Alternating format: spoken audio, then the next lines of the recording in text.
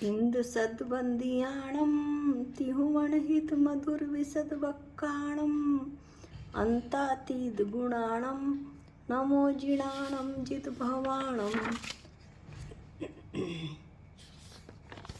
हम गाथा 8 का स्वाध्याय कर रहे थे। इसमें से हमने 3 पॉइंटों का विश्लेषण कर लिया था। सत्ता उत्पाद व द्रव्यात्मक है, एक है और सर्व पदार्थों में स्थित है।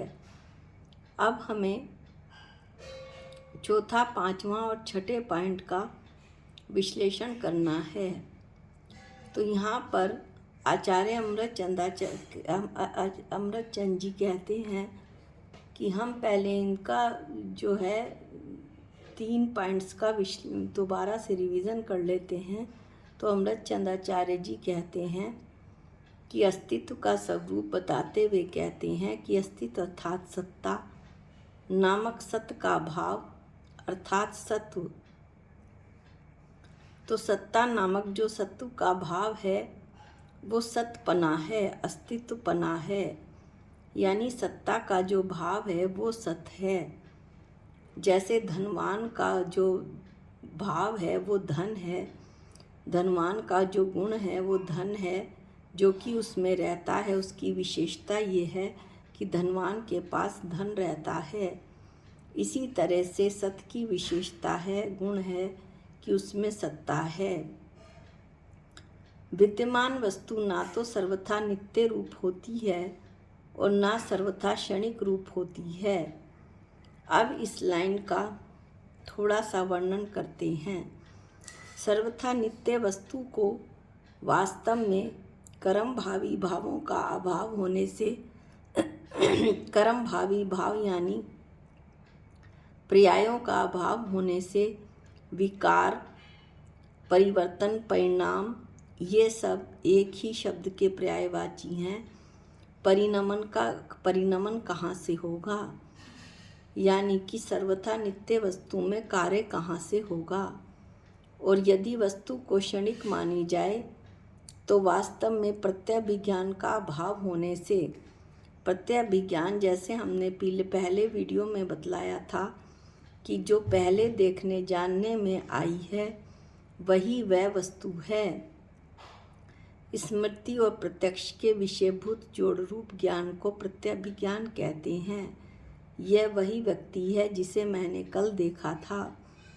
तो जब वास्तव में जब सर्वथा क्षणिक हो गई वस्तु तो उस व्यक्ति को कैसे देख लिया जिसे कल देखा था, उसको तो वहीं ख़त्म हो गया उसकी पर्याय। अब तो ये अगला ही व्यक्ति है। इस तरह प्रत्यय विज्ञान का भाव होने से एक प्रभापना, एक पर्याय से दूसरी पर्याय का होना कैसे संभव होगा।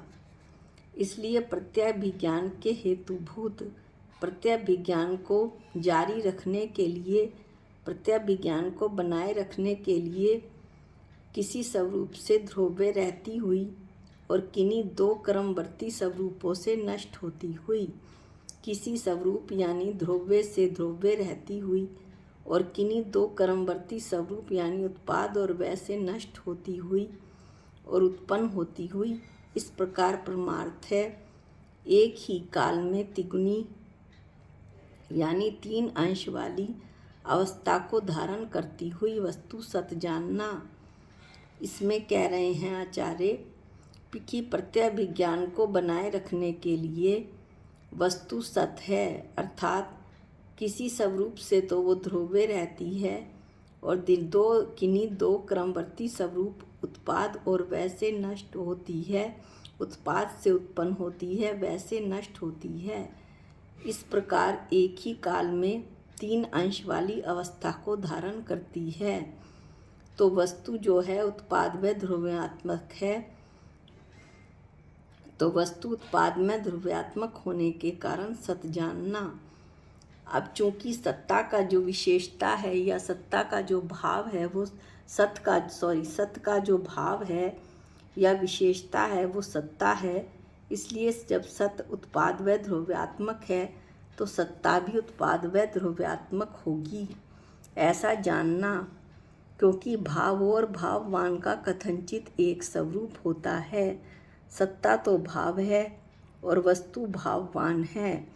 जो वस्तु की विशेषता है वो सत्ता है, इसलिए इनका एक ही स्वरूप है। अब सत्ता उत्पाद व द्रव्यात्मक है। एक विशेषण तो यहाँ पर खत्म हुआ। दूसरा विशेषण है कि वह सत्ता एक है, क्योंकि वह सत्ता त्रिलक्षण वाले समस्त वस्तु विस्तार का सादृश्य सूचित करती है। अर्थात जो वह सत्ता है वो समस्त वस्तु विस्तार विश्व के जितने भी द्रव्य हैं, सभी द्रव्यों में उत्पाद व द्रव्य होता है। ऐसे उत्पाद व द्रव्य की समानता को यह सत्ता सूचित करती है। और यह सत्ता, अब तीसरा विशेषण आया कि यह सत्ता उत्पाद व द्रव्यात्मक जो सत्ता है वो सर्व पदार्थों में स्थित है, क्योंकि इसके कारण ही, किसके कारण, सत्ता के कारण ही सर्व पदार्थों में त्रिलक्षण की, उत्पाद व द्रव्य की, सत ऐसे कथन की तथा सत ऐसे प्रतीति की उपलब्धि होती है। सभी पदार्थों में सत्ता के कारण ही, उत्पाद व द्रव्यात्मक त्रिलक्षण पने के कारण ही सत ऐसे कथन की, सत ऐसे कहने की, सत द्रव्यम लक्षणम, उत्पाद व द्रव्य सत और सत द्रव्य लक्षणम, तो ऐसे कथन की तथा सत ऐसे श्रद्धा की, प्रतीति की उपलब्धि होती है कि वस्तु सत है। ऐसा सर्व पदार्थ में स्थित मानने पर अब यहाँ से हम अगला जो है नया पॉइंट शुरू करेंगे आज, जो कि कौन सा पॉइंट है, हमने पढ़ लिया है सत्ता उत्पाद व द्रव्यात्मक है एक पॉइंट, एक है दूसरा पॉइंट सब पदार्थ स्थित है तीसरा पॉइंट। तो आज हम तो चौथा पॉइंट पढ़ेंगे कि सत्ता सा विश्व रूप है, क्योंकि वह विश्व के रूपों सहित है, अर्थात समस्त वस्तु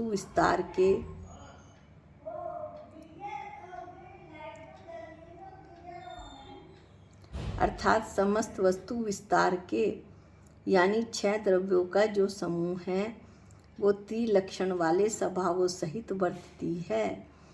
वह विश्व के रूपों सहित, ये कह रहे हैं सत्ता सा विश्व रूप है, क्योंकि विश्व 6 द्रव्यों से मिलकर बना है और उसमें जितने भी द्रव्य हैं वे त्रिलक्षण स्वभावों सहित वर्तती है। उसमें सत्ता उत्पाद व द्रव्यात्मक रूप से वर्तती है।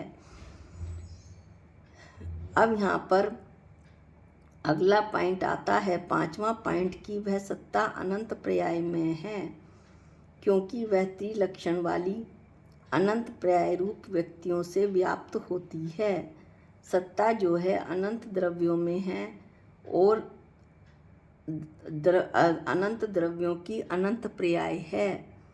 इसलिए यह कहा गया कि ये सत्ता जो है त्रिलक्षण वाली जो सत्ता है वो अनंत द्रव्य पर्याय रूप प्रकट होती हुई व्याप्त होती है, सभी द्रव्यों में व्याप्त होती है और प्रकट भी दिखाई पड़ती है। इस प्रकार सामान्य विशेषात्मक सत्ता 2 प्रकार से हुई। सामान्य विशेषात्मक सत्ता, उसमें केवल जितने पॉइंट बताए हैं उसमें सामान्य पक्ष की अपेक्षा से बताए हैं, इसलिए यहाँ महासत्ता रूप पक्ष की अपेक्षा से वर्णन हुआ है। ऐसा होने पर भी आचार्य कहते हैं कि वास्तव में महासत्ता निर्कुंश नहीं है, दबाव रहित नहीं है, विरुद्ध पक्ष रहित नहीं है। जैसा पहले बताया था 6ठे पॉइंट में कि यह प्रतिपक्ष सहित है, विपक्ष सहित है, विरुद्ध पक्ष सहित है। कथनचित सामान्य अपेक्षा वैसी है और कथनचित विशेष अपेक्षा से विरुद्ध प्रकार की है। सामान्य अपेक्षा से तो महासत्ता है और विशेष अपेक्षा से विरुद्ध प्रकार की है। अब ये विरुद्ध प्रकार की कैसे है ये आगे बताया जाएगा। ऐसा होने पर भी वास्तव में निर्कुंश नहीं है। निर्कुंश क्यों नहीं है? क्योंकि महासत्ता सप्रतिपक्ष है। सत्ता को असत्ता प्रतिपक्ष है, त्रिलक्षणा को अत्रिलक्षणा प्रतिपक्ष है, एक को अनेकपना प्रतिपक्ष है, सब पदार्थ स्थित को एक पदार्थ स्थितपना प्रतिपक्ष है, सविश्व रूप को एक रूपपना प्रतिपक्ष है और अनंत पर्यायमय को एक पर्यायपना प्रतिपक्ष है। आज हम इतना ही लेंगे। इनका जो 6 का 6 विशेषण जो कि विशेष रूप से सत्ता के बताए गए हैं वो अगले वीडियो में लेंगे। आज के लिए इतना ही। निज निधि निज में बताई ये अनंत उपकार है, इसके लिए जिन वाणी माँ को वंदनानंत बार है, वंदनानंत बार है। सबको जय जिनेंद्र।